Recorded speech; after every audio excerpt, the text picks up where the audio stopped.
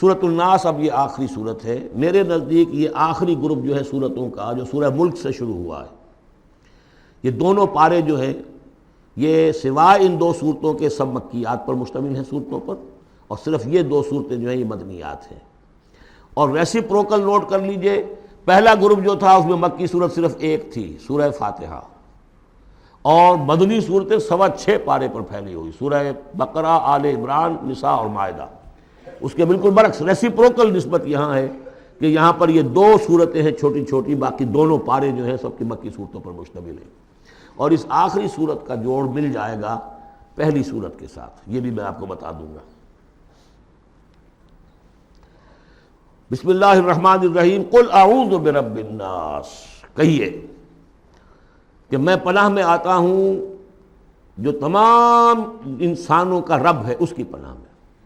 ملک الناس، صرف رب ہی نہیں ہے، بادشاہ ہے، تمام انسانوں کا بادشاہ ہے۔ الہ الناس، تمام انسانوں کا معبود ہے۔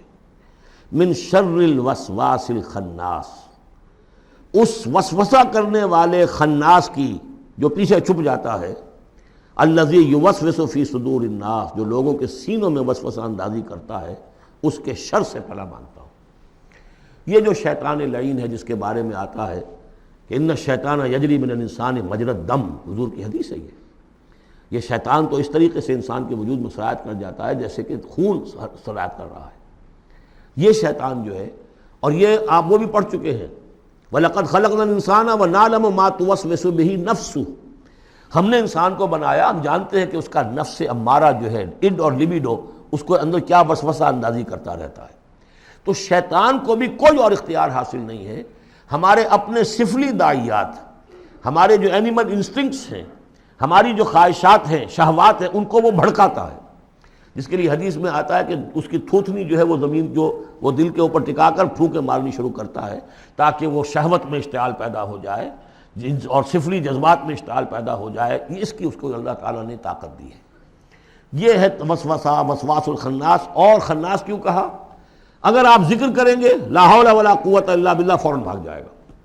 تو ذکر سے جب دل خالی ہوتا ہے، دل میں اگر اللہ کی یاد نہیں ہے تو شیطان آئے گا، تھوتنی ٹکائے گا اور پھونکے مارے گا۔ یہ چونکہ شیطان کی یہ ساری ترکیب انسان پر اثر انداز ہوتی ہے اس کے اپنے نفس کے وساطت سے، اندر سے، لہذا اس کے لیے یہ علیحدہ صورت جو ہے وہ قائم کر دی۔ قل اعوذ برب الناس، ملک الناس، الہ الناس، من شر الوسواس الخناس، الذی یوسوس فی صدور الناس من الجنۃ والناس، خواہ وہ جنوں میں سے ہوں یا انسانوں میں سے، ان میں وہ وسوسہ اندازی کرتا ہے۔ اب اس کو جوڑ لیجئے آپ پہلی صورت کے ساتھ۔ سورہ فاتحہ میں کیا ہے؟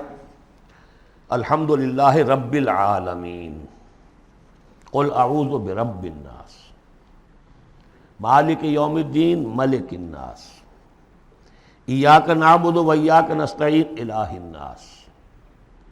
اس کے بعد کیا ہے؟ ہم آپ سے مدد چاہتے ہیں، اہدنا الصراط المستقیم۔ یہاں اس کے برعکس ہے، ہمیں اپنی پناہ میں لے لے، بات تو ایک ہی ہے، ہمیں سیدھی راہ کی ہدایت دے، ہمیں شیطان سے پروٹیکشن عطا کر دے، بات ایک ہی ہے، مضمون بالکل وہی سورہ فاتحہ کا۔ قل اعوذ برب الناس، الحمدللہ رب العالمین، الرحمن الرحیم، مالک یوم الدین، ملک الناس، اور معبود ہے ایاک نعبد و ایاک نستعین۔